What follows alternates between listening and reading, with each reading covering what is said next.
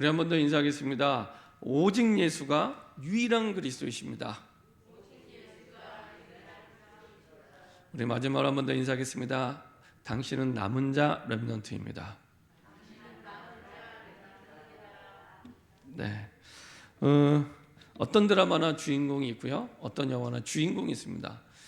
제가 본 영화 가운데 특히 이렇게 잊혀지지 않는 영화들을 보면은 특히 이렇게 주인공이 항상 오래 기억에 남는 것 같습니다. 그 가운데 정말 오래됐죠. 한 20년도 더 된 것 같은데 한 20년 전에 나왔던 영화 가운데 글래디에이터라는 영화가 있습니다. 글래디에이터 아시나요? 예, 원래 여자분들은 별 관심이 없습니다. 왜냐, 이게 검투사거든, 검투사. 검투사 영화이기 때문에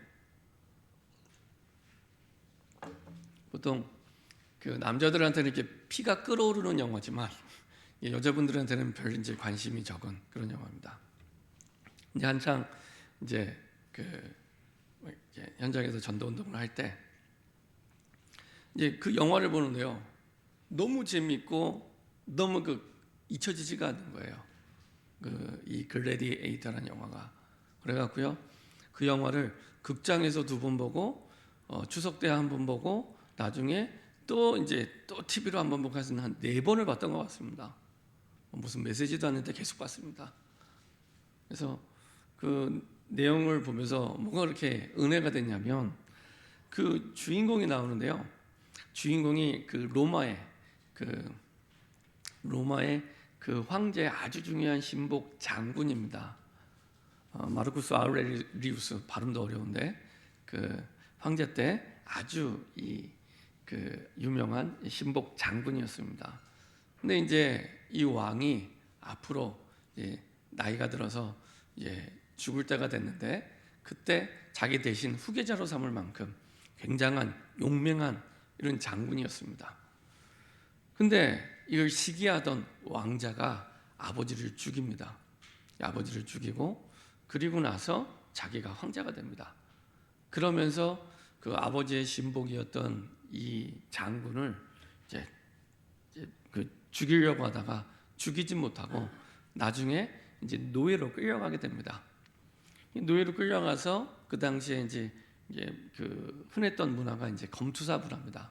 검투사 문화. 그래갖고 사자나 맹수와 이렇게 싸우게 만들고 끌려가서 가장 그 짐승보다도 못한, 물건보다도 못한 노예 생활을 하면서 검투사를 하는 겁니다.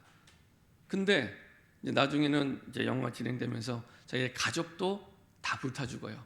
고향에 있던 부인, 자녀들을 태워 죽입니다. 아까 황제의 아들이었던 태워 죽이고 거기에 대한 막 끓어오르는 분노와 막 이런 걸 가지고 또 그 검투사의 여정을 갑니다. 가면서 결국에는 나중에 검투사 원형 경기장에서 그 황제의 아들과 그 다음 황제가 된 아들과 마주치게 되고 비겁하게 또 한번 찌르고 그래서 이렇게 억울하게 게임을 하지만 검투사 경기를 하지만 결국에는 누가 이길까요? 주인공이 이깁니다. 그렇죠? 왜냐? 주인공이니까.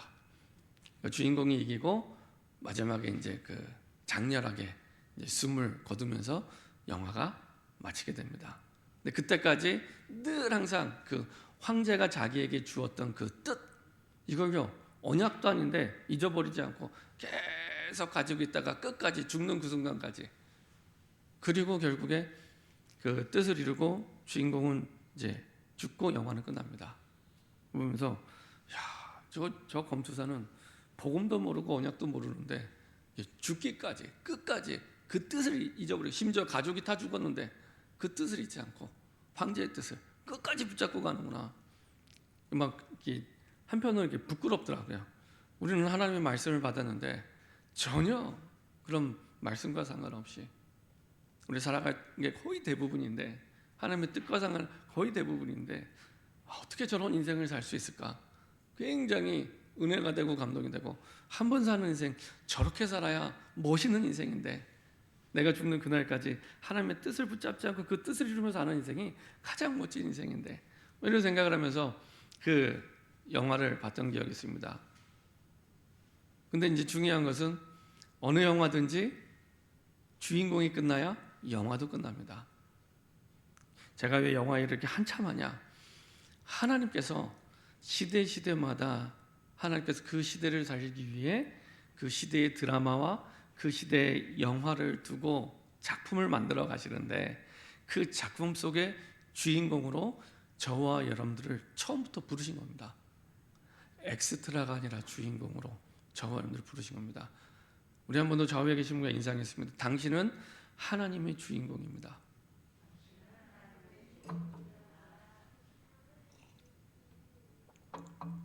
한 번 더 인사하겠습니다. 그 인사하실 때는 눈빛을 이렇게 마주치셔야 됩니다. 눈빛이 정말로 하나님의 주인공의 눈빛인지를 보시면서 사인을 주셔야 됩니다. 그래서 다시 한번 눈빛을 보시면서 당신은 하나님의 이 주인공입니다.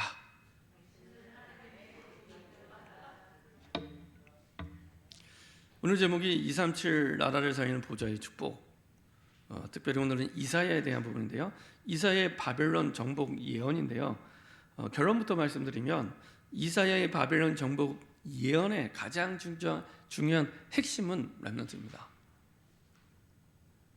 이사야의 바벨론 정복 예언의 가장 핵심은 주인공 렘넌트입니다.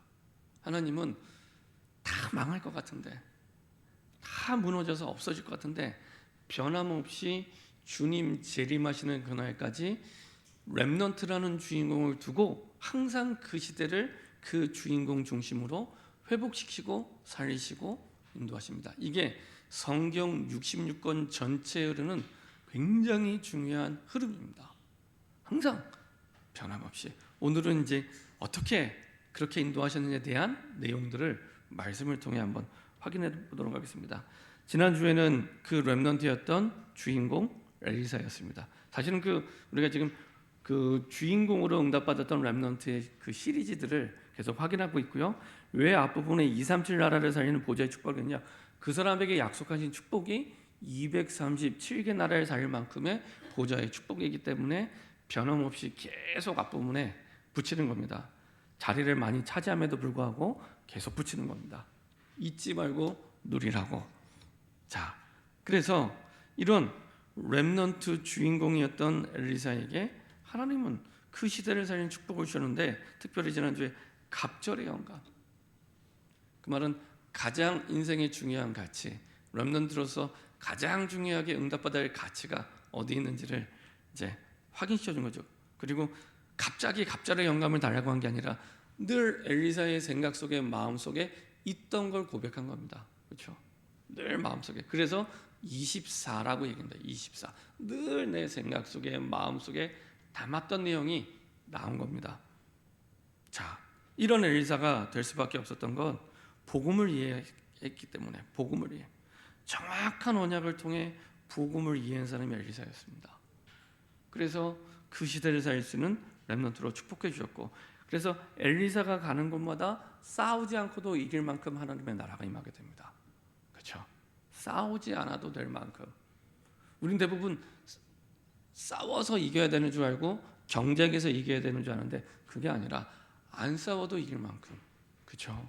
분명히 여호와께서, 성경을 자세히 보시면은 항상 여호와께서, 이스라엘 백성이 사실은 한계별로 없어요. 시대마다 언약을 붙잡고 복음이 회복될 때마다 항상 나오는 건 여호와께서. 그렇죠? 그래서 복음을 이해하고 정확한 언약을 붙잡은 엘리사에게 여호와께서 가는 곳마다 하나님의 나라가, 하나님의 통치가 있는, 그것이 지옥 같은 현장이든 군대가 에워싸든 아무 상관없습니다. 그렇죠? 이게 진짜 믿어지면 어떤 사람을 만나도 괜찮고 어떤 이상한 사람을 만나도 아무 상관없습니다. 상관없는 정도가 아니라 그 사람을 살리게 되고 그 현장을 바꾸게 됩니다. 이 축복이 이미 와 있습니다. 이게 엘리사였습니다. 그러다 보니 현장을 이해하는 이해가 다르죠. 불신자와 다르죠. 모든 현장에 돈이 필요하고 사람이 필요하고 능력이 필요한 게 아니라, 지식이 필요한 게 아니라 유일하신 그리스도가 필요하구나. 공부를 해야 될 학생에게도 유일하신 그리스도가 필요하구나. 제일 순위로. 그래서 신학원에 가야 됩니다. 그래서 신학원 속에서 훈련받아야 됩니다. 학원과 비교할 수 없습니다. 그리스도가 아니면 아무것도 아닙니다. 모리의 성을 쌓는 겁니다. 그렇죠? 유일하신 그리스도가 모든 여정이 필요하다. 세상 사람들은 돈이 필요하다 하는데 유일하신 그리스도가 필요하구나. 돈은 없어도 그 얘기가 아니고요. 우선순위가 그리스도 안에서, 그리스도 그 속에서, 그렇죠? 모든 현장에 누구를 만나든지 유일하신 그리스도가 필요하구나. 그렇죠? 이렇게 이해하셨으면 복음을 올바르게 이해하신 겁니다. 누구를 만나든지 어떤 일이 무슨 문제를 만나든지 가장 첫 번째 떠오르는 게 그리스도가 필요하구나. 그리고 정말 그게 믿어지면은 이거 예수님이 십자가에서 끝낸 문제구나. 끝낸 문제인데 내가 또 속을 뻔했구나. 이렇게 이해되기 시작합니다. 이렇게 현장과 삶과 사건과 일들이 이해되기 시작합니다. 그러면요, 어떤 생각이 드냐면, 아니 내가 뭐라고 이렇게 어마어마한 하나님의 은혜를 주셨지? 라는 생각을 하게 됩니다. 그리고 나서 깨닫는 게 우리에게 주신 사명이죠. 위로부터 주신 그 사명, 세계복음화. 세계복음화라고. 나는 지금까지 내 인생을 위해서 뭔가 열심히 달려왔는데, 뭔가 잘 살기 위해서, 잘 사는 기준이 뭔지는 모르겠지만 내가 잘 살기 위해 달려왔는데 그거 말고, 내 자녀 잘 살기 위해 달려왔는데 그거 말고, 우리 부모님 잘 살게 하기 위해서 달려왔는데 그거 말고, 그 너머에 하나님이 원하시는 세계복음화, 이것 때문에 하나님 나에게 이렇게 이유 없이, 나에게 하나님이 주실 이유, 은혜를 주실 이유, 복음 주실 이유가 1도 없는데 이런 복음의 은혜를 나에게 주셨구나. 세계복음화. 그래서 그냥 있어도 되고 없어도 되는 그리스도 아닙니다. 유일하신 그리스도. 이거는 사느냐 죽느냐의 문제가 걸려있는 생명 되신 그리스도입니다. 그렇죠? 사느냐 죽느냐의 문제이기 때문에 지금 우크라이나와 러시아가 전쟁하잖아요. 이거는 사느냐 죽느냐의 문제입니다. 게임 속에 게임이 아니라 진짜 전쟁입니다. 사느냐 죽느냐.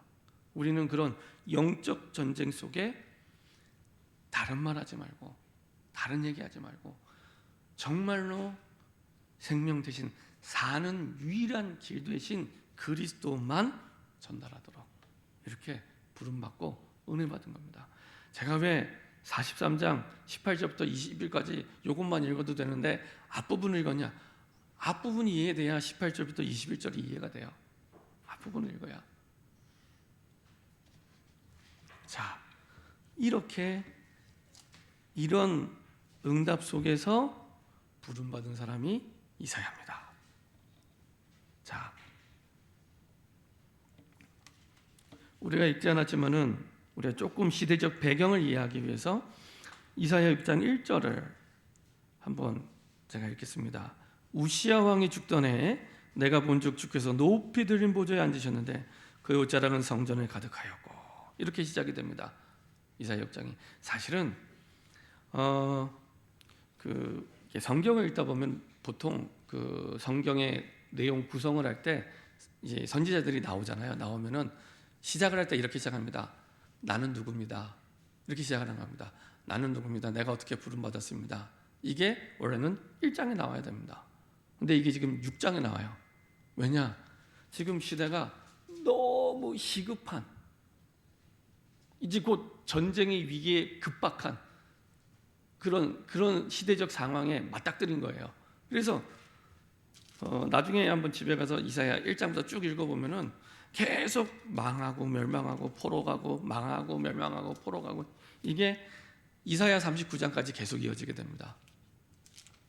근데 계속 이스라엘 백성은 계속 포로로 끌려가고 망하고 얻어 터지고, 이게 계속 폐허가 되고 황폐해지고, 이 얘기를 1장부터 39장까지 계속 얘기합니다. 이 얘기를. 가슴 아프지만 이게 지금 너무 급박하기 때문에. 그러다가 지금 6장에 나와서 내가 어떻게 부름받았는지 선지자로 그 부름받은 소명에 대해서, 부르심에 대해서 이제 얘기를 하는 겁니다. 그런 시대. 그 가운데서도 이 이사야는 4명의 왕을 거치 50년 선지자 활동할 동안에 4명의 왕에 거쳐가는데 그 가운데 사실은 첫 번째가 우시야 왕이었습니다. 근데 우시야 왕이 지난번에 봤던 아합 왕처럼 아주 악질 왕은 아닙니다. 나름대로 정치도 잘했어요. 지금부터 이렇게 시기를 따지면 주전 BC 한 740년쯤에 우시야가 죽음을 당하게 됩니다. 근데 다윗 이후에는 가장 괜찮은 왕이었어요. 이 왕이 예를 들면은 뭐 군사뿐만 아니라 농업, 공업, 그다음에 모든 분야에 있어서 나라를 다 발전시킨 뿐만 아니라 주변에 뭐 아수르나 여러 가지 주변 나라들이 이 이스라엘을 공격하고 먹으려고 할 때 다른 나라들은 아수르에 무너졌는데 이 우시야 왕 때까지만 하더라도 아수르에 무너지지 않을 만큼 사실은 힘도 있었고 괜찮았던. 근데 그러다가 우시야가 이제 교만하게 됩니다. 그래서 본인이 하지 말아야 될 제사장의 역할을 하면서 나중에 문둥병으로 죽게 됩니다. 뭐 지금은 이제 우시야 왕에 대한 부분이 아니니까 이제 이게 죽게 된 거예요. 그러니까 그나마 다윗 왕 이후에 가장 괜찮았던 왕인데 갑자기 이제 문둥병으로 말미암아 이 왕이 죽고 나니까 그렇지 않아도 이게 위기였는데 더 나라가 위기에 빠지게 됩니다. 그때에 하나님이 그 시대를 두고 살리기의 주인공을 불러주셨는데 그 사람이 이사야였습니다. 자, 그래서 이사야가 그런 상황 속에 이제 성전에 들어가게 된 겁니다. 그때 하나님이 하나님의 보좌를 보여주세요. 보좌는 뭐 좀 더 쉬운 편으로 하면 왕좌입니다. 왕좌. 왕이 앉는 자리를 보좌라고 합니다. 보좌. 그래서부터 우리가 보좌의 축복하면은 왕의 권세를 가진 절대적인 축복을 우리에게 약속해 주시는 겁니다. 이사야에게 보좌를 보여주십니다. 여기 보면은 그 뒤에 보면은 뭐 스랍들이 모이고 있었는데 스랍은 이제 천사들인데 이게 그 헬라어로 보면은 이게 불타는 모양이라는 의미의 단어입니다. 그러니까 아마 천사가 나타나는데 좀 이렇게 불타는 모양으로 천사가 이렇게 나타났던 것 같아요. 이제 그런 모양의 천사가 나타나서 천사를 보고 보좌를 보여주는데 하나님을 봐버린 거예요.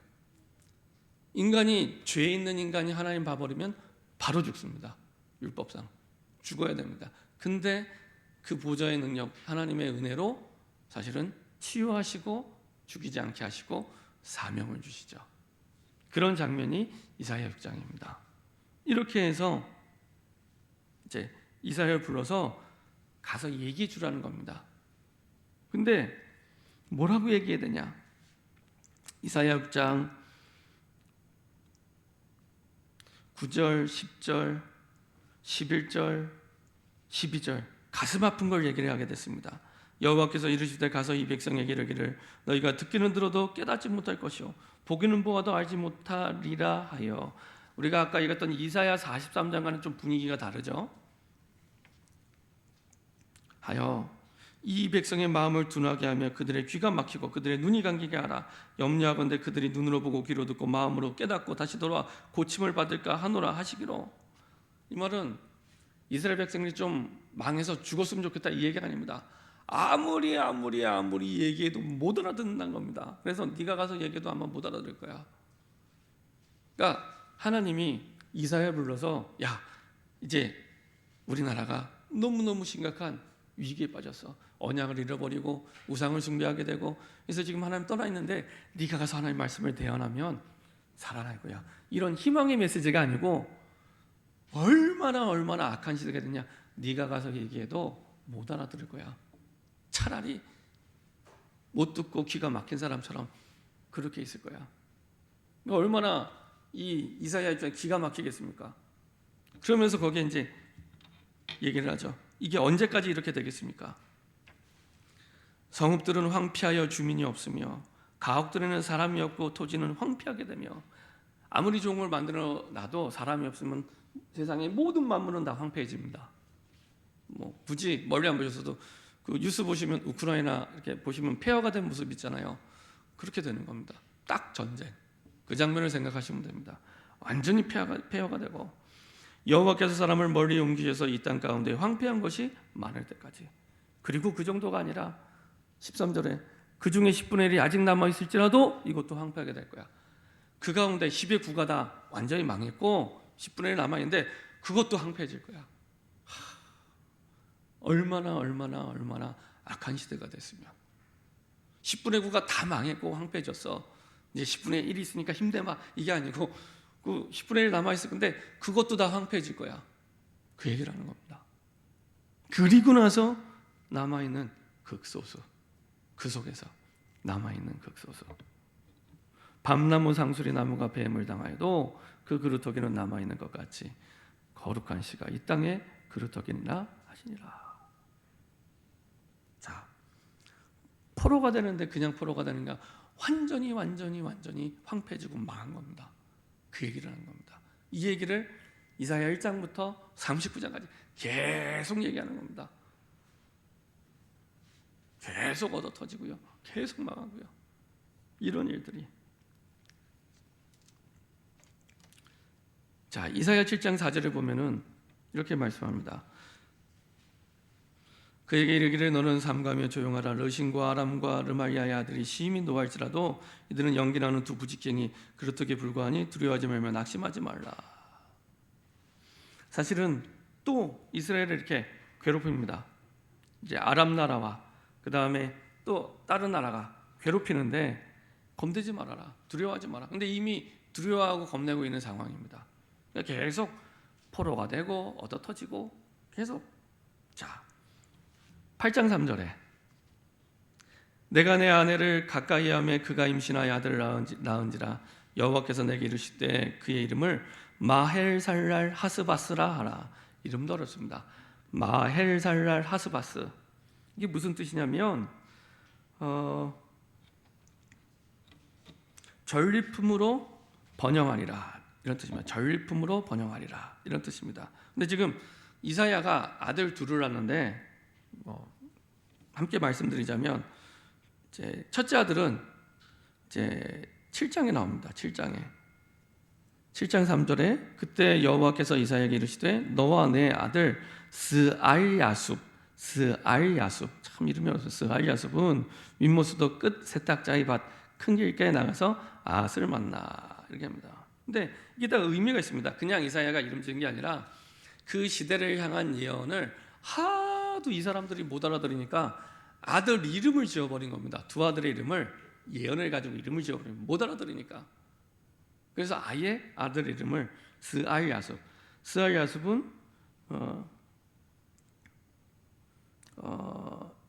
이게 하나님의 남자는 돌아올 것이다 이런 뜻입니다. 남은 자는 돌아올 것이다 이런 뜻이 스알야숲. 그다음에 마헬살랄 하스바스는 전리품으로 번영하게 되리라. 아예 이사야가 받은 예언을 아들 이름을 적어서 계속 얘기하는 거죠.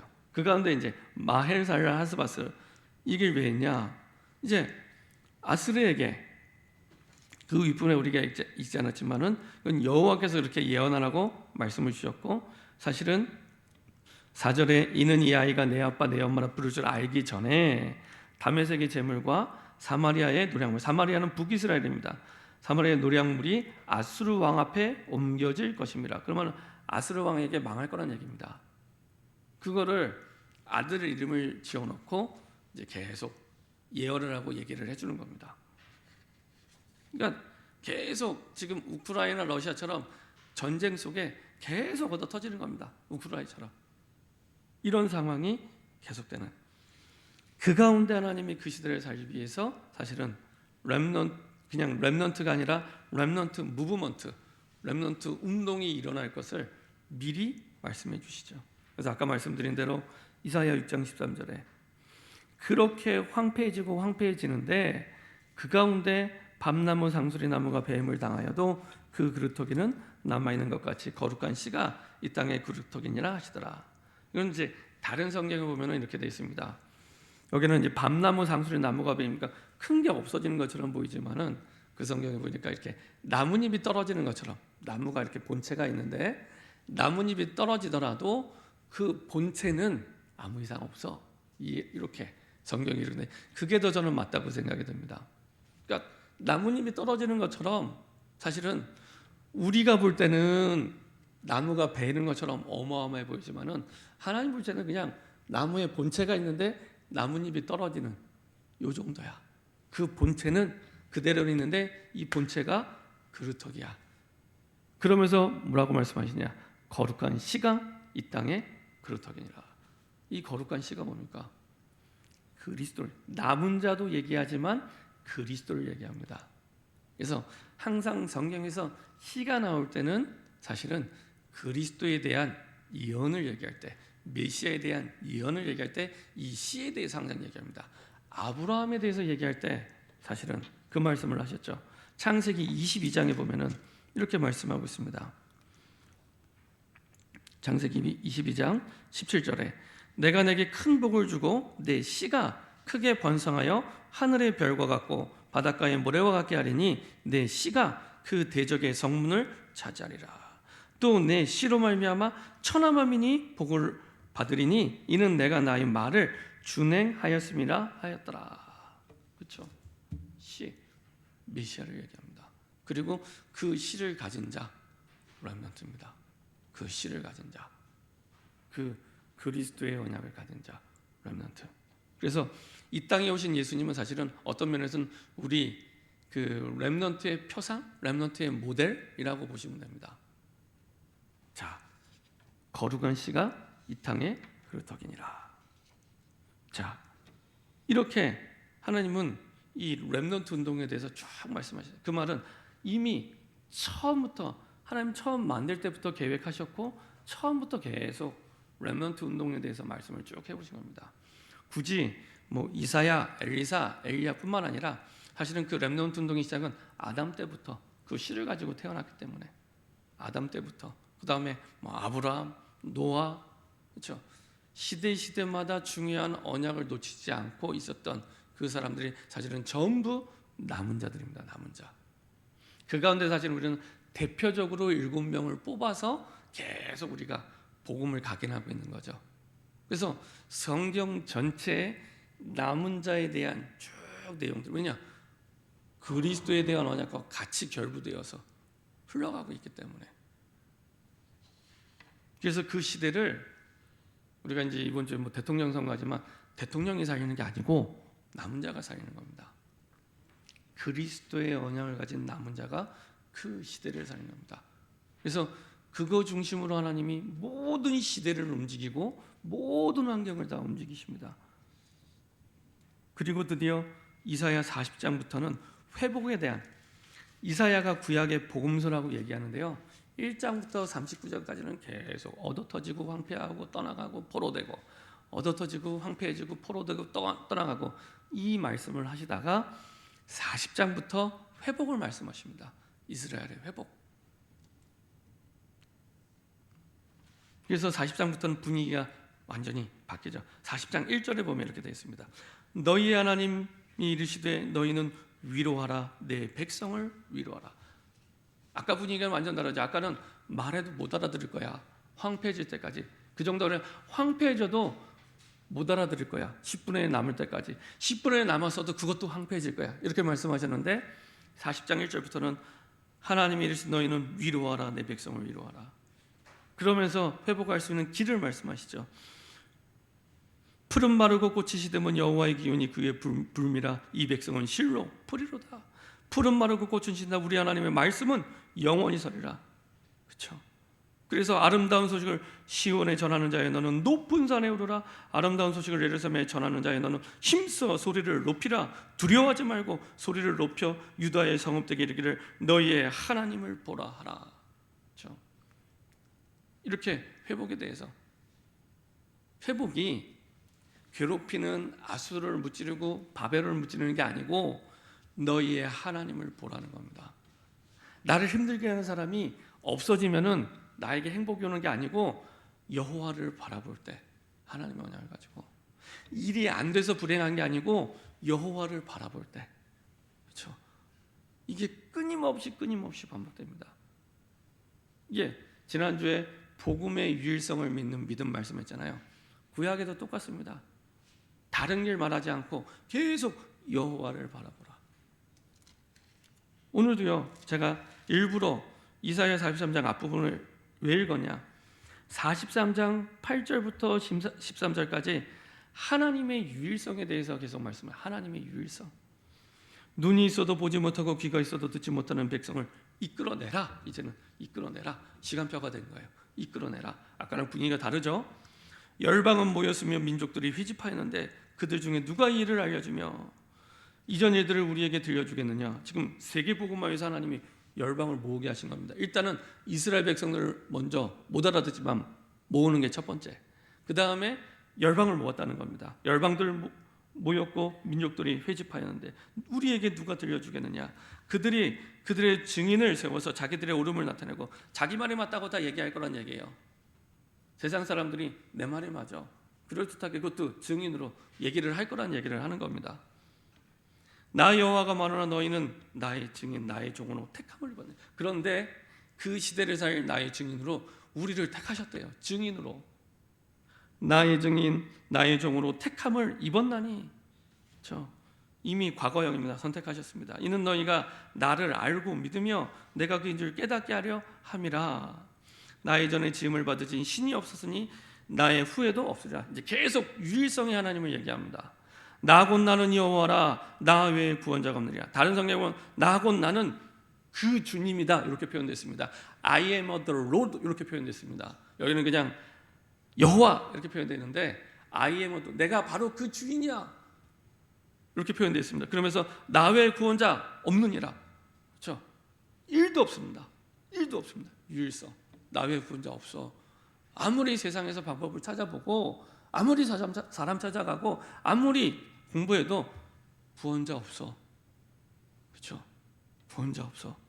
내가 그 사실을 알려주었으며 과거형입니다. 알려주셨대요. 구원하였으며 그 말은 알려준 정도가 아니라 능력이 있다는 얘기입니다. 구원하셨으며 보였고 완전히 보여주셨대요. 다른 말 하지 못하도록.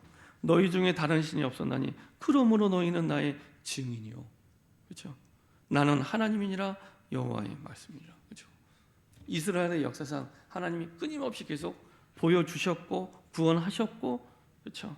알려주셨고 과거형입니다. 과연 태초부터 나는 그이니 그 주님이니 내 손에서 건질 자가 없도다. 내가 행하리니 누가 막으리요. 그렇죠? 이게 우리 하나님입니다. 그 하나님께서 나를 증인으로 시대를 살리라고. 증인은 증거가 있다는 얘기입니다. 이미 부르셨다는 겁니다. 그 사람이 렘넌트입니다. 그 사람이 렘넌트입니다.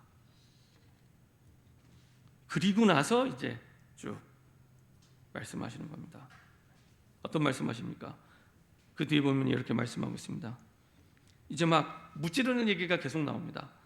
너희의 구속자여 이스라엘 거룩하니 여호와가 말하나 너희를 위하여 내가 바벨론 사람을 보내어 모든 갈 사람에게 자기들이 열악하던 배를 타고 도망하게 내려가리라. 오늘 제목이 바벨론 정복이잖아요. 도망하게 하신대요. 근데 누가요? 여호와께서. 이스라엘이 무찌르는 거 아닙니다. 여호와께서. 그렇죠? 똑같아요. 지난주나 지지난주나 하나님의 방법이 똑같아요. 언약을 붙잡으면 하나님이 여호와께서 나는 여호와 너희의 거룩하니요 이스라엘의 창조자여 너희의 왕이니라. 나 여호와가 이같이 말하노라. 바다 가운데 길을 큰 물 가운데 지름길을 내고 병거와 말과 군대의 용사를 이끌어내어 그들이 일시 엎드려져 일어나지 못하고 소멸하게 꺼져난 등불가게 하니라. 이 얘기를 왜 읽냐? 이스라엘 백성들이 이 16절 17절을 읽으면 어떤 생각이 들까요? 이스라엘의 역사를 달달달 외울 만큼 구약 성경을 잘 아는 이스라엘 사람들이 이 얘기를 들으면 어떤 모습이 떠오를까요? 출애굽 때가 떠오르겠죠. 죽음의 위기 앞에서 홍해를 마른 땅으로 건널 때 애굽의 군대가 그 말과 병거가 일시에 망했던, 그렇죠? 그렇게 바벨론을 이기게 하실 거야. 근데 더 중요한 거 18절에 너희는 이전 일을 기억하지 말며 옛날 일을 생각하지 말라. 근데 그것도 기억하지 마. 그 영광도 기억하지 마. 왜냐? 보라 내가 새 일을 행하리니 이제 나타날 것이라. 너희가 그것을 알지 못하겠느냐? 반드시 내가 광야의 길을 사막에 강하리니. 이전의 영광과 비교할 수 없는 엄청난 새 일을 할 거니까 그거 생각하지 마. 그 얘기입니다. 네요. 복음을 모르는 불신자도 실패하는 사람 늘 과거를 회상합니다. 내가 옛날에 왜 그랬을까? 그때 그러지 말았어야 되는데 막 늘 후회 속에, 과거 속에 살아갑니다. 근데 성경은 항상 미래지향적입니다. 항상 이전보다 더 영광스러운 하나님의 일들이 기다리고 준비되어 있기 때문에, 그리고 그 끝은 뭐냐? 하나님 나라, 완전한 하나님의 나라가 준비되어 있기 때문에 항상 이전에 아무리 대단하고 굉장한 영광과 대단한 있다 할지라도 그것과 비교할 수 없는 엄청난 미래의 축복과 응답이 준비되어 있습니다. 그래서 이전 일, 그거 굉장한 일인데 그거 기억하지 마. 그거 생각하지 않아도 돼. 그거보다 더 영광스러운 일들을 내가 이제 시작할 거야. 이 얘기를 하는 겁니다. 그래서 43장 1절부터 본문을 다 읽은 겁니다. 이전보다 더 어마어마한 중요한 새 일을 할 거야. 장차 들짐 승고 승냥이와 타조도 나를 존경할 것은 내가 광야의 물을 사막의 강들을 내어 내 백성 내가 택한 자에게 마시게 할 것임이라. 이스라엘 백성들이 이 말씀을 들을 때 또 생각하겠죠. 광야에서 돌을 쳤는데 물이 나오는, 이게 말이 됩니까? 땅을 파야 물이 나오죠. 그리고 그 광야는 땅을 파도 물이 잘 안 나오는 땅인데 돌을 쳤는데 물이 나와요. 그러니까 절대 불가능한데 절대 가능한 응답을 사실은 다시 한번 확인시켜 주시는 거죠. 그래서 이사야 60장 1절에 이렇게 말씀하고 있습니다. 이사야 60장 1절에 이미 일어나 빛을 발하라. 이는 내 빛이 이를 얻고 여호와의 영광이 내 위에 임하였으며. 이미 너희에게 구원이 임했으니까, 이거는 구원받은 자에게 주시는 말씀입니다. 이미 너희에게 구원이 임했으니까, 그리스도가 네 안에 있으니까 일어나 빛을 발하기만 하면 돼. 우리 뭔가 갖추어야 되고 뭘 해야 되고 내가 좀 준비가 되고, 아니야. 이미 다 갖췄어. 다 준비됐어. 일어나 빛을 발하기만 하면 돼.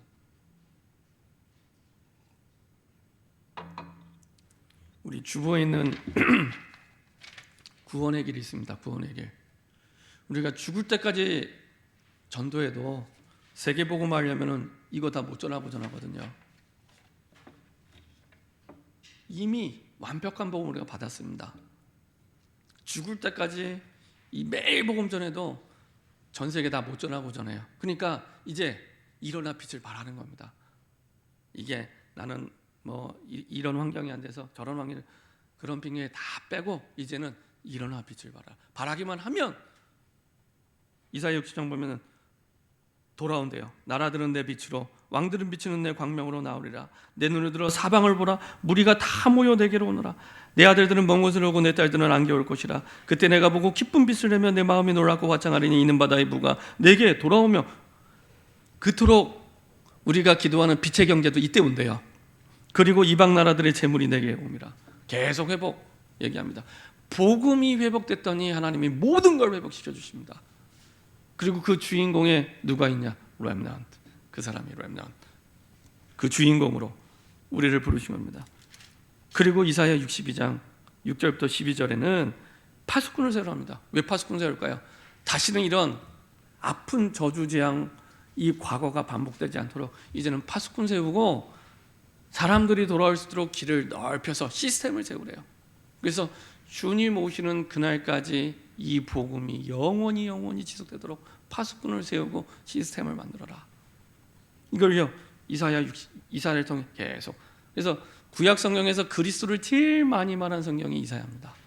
복음을 제일 많이 말한 성경이 이사야입니다. 그래서 별명이 구약의 복음서입니다. 구약의 복음서. 네, 그 중심에는 렘넌트가 있고, 그리고 렘넌트는 누구냐? 거룩한 씨를 가진 자, 그렇죠? 복음의 유일성을 가진 그 사람, 렘넌트. 그 사람이 남은 자. 그러니까 저 사람도 렘넌트입니다. 그 사람을 통해 결국에 남는 자요, 남을 자요, 그리고 우리 후대를 남길 자로 이렇게 부르신 겁니다. 결론입니다. 저와 여러분들을 이런 어마어마한 렘넌트 주인공으로 부르셨습니다. 이건요, 매일매일 평생 감사해도 그 은혜를 다 갚을 수 없습니다. 구원 주신 것만으로도 감사한데 이 시대를 살 수 있는 시대의 영화 드라마의 주인공으로, 거룩한 씨를 가진 주인공으로, 내가 아니면 안 될 만큼 너무 중요한 복음의 유일성을 가진 주인공으로 나를 불러주신 거예요. 사람들이 저렇게 피 터지게 대통령이 되려고 참 뽑을 사람도 없는데요, 그렇게 피 터지게 저거 대통령 한번 해보려고 온 나라 가는데 그것과 비교할 수 없는 주인공 렘넌트로 저와 여러분들을 부르신 겁니다. 그래서 유일성의 복음의 은혜 입은 자로, 그리고 반드시 그 사람에게는 사명이 있습니다. 그 시대를 살릴 사명자로, 그리고 그 시대를 위해 이제는 후대를 위해 남길 자로. 그래서 아까 파수꾼옷을 하고, 그래서 우리 후대를 위해 길을 넓혀 놓으라고 말씀하신 거죠. 이게 렘넌트입니다. 그래서요, 그냥 막연하게 너무 오래 쉽게 렘넌트라는 단어를 듣다 보니까 도대체 이 렘넌트가 가치만큼 잘 모르시는 것 같아요. 쭉 복음 속에서 정확한 언약을 붙잡고 저를 통해서 그냥 이제 렘넌트가 아니라 렘넌트 무브먼트가 일어날 만큼 정확한 언약을 붙잡고 시작하는 저와 여러분 되기를 소원합니다. 기도하겠습니다. 하나님 감사드립니다. 성경 66권의 가장 중요한 흐름인 렘넌트의 흐름을 다시 한번 보게 하시고 깨닫게 하시고, 그 렘넌트로 우리를 영광스러운 자리에 부르심을 감사드립니다. 유일성의 복음에 입은 자로 우리를 축복해 주셨사오니 성경대로 이 시대를 살리는 주역으로 설 수 있도록 이제는 일어나 빛을 발하게 하시고 시대의 파수꾼으로 하나님 기뻐하시는 전도운동의 시샘으로 설 수 있도록 축복하여 주옵소서. 감사드리며 주 예수 그리스도의 이름으로 기도합니다. 아멘.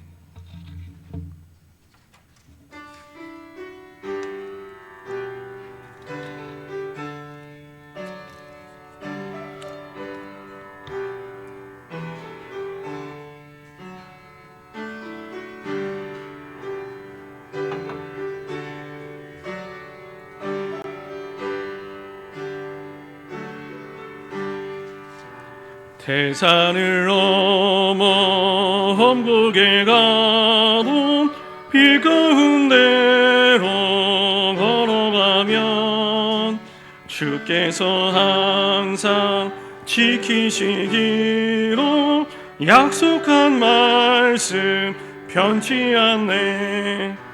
하늘의 영광 하늘의 영광 나의 맘속에 차고도 넘쳐 할렐루야를 힘차게 불러 영원히 주를 캄캄한 밤에 다닐지라도 캄캄한 밤에 다닐지라도 주께 나의 길 되시고 나에게 밝은 빛이 되시니 길 잃어버릴 염려 없네. 하늘의 영광 하늘의 영광 나의 맘속에 차고도 넘쳐 할렐루야를 힘차게 불러 영원히 주를 광명한 그 빛 마음에 받아 광명한 그 빛 마음에 받아 찬란한 천국 바라보고 할렐루야를 힘차게 불러 날마다 빛에 걸어가리.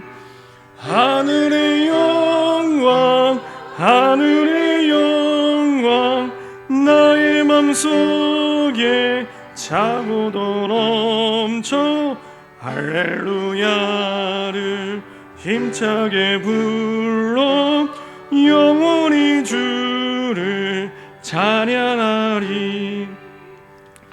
주님 감사합니다. 우리를 구원하여 주신 것도 그 은혜를 평생 다 갚을 수 없는데 우리에게 시대를 살릴 렘넌트 남은 자로 부르심을 감사드립니다. 유일성의 복음의 은혜 입은 자요, 시대를 살릴 사명이 우리에게 있음을 깨닫게 하시고 우리의 문제에 주저앉아 있을 아버지 하나님의 사람이 아니라 시대를 살릴 사명자임을 깨닫고 누리며 이제는 이 시대를 살릴 주역으로 일어나 빛을 발할 수 있도록 위로부터 주시는 성령의 충만함을 허락하여 주옵소서. 그래서 하나님 마음껏 이 시대를 살리는 복음등의 주인공으로 서게 하시고 우리 후대를 살리는 주역으로 설 수 있도록 축복하여 주옵소서. 우리의 드려진 예물을 통하여 렘넌트의 축복과 응답을 누리는 증인의 예물이 되게 하여 주옵소서. 감사드리며 주 예수 그리스도의 이름으로 기도합니다. 아멘. 다 같이 일어나셔서 나 이거 나의 연장 1절로 찬양 드리겠습니다.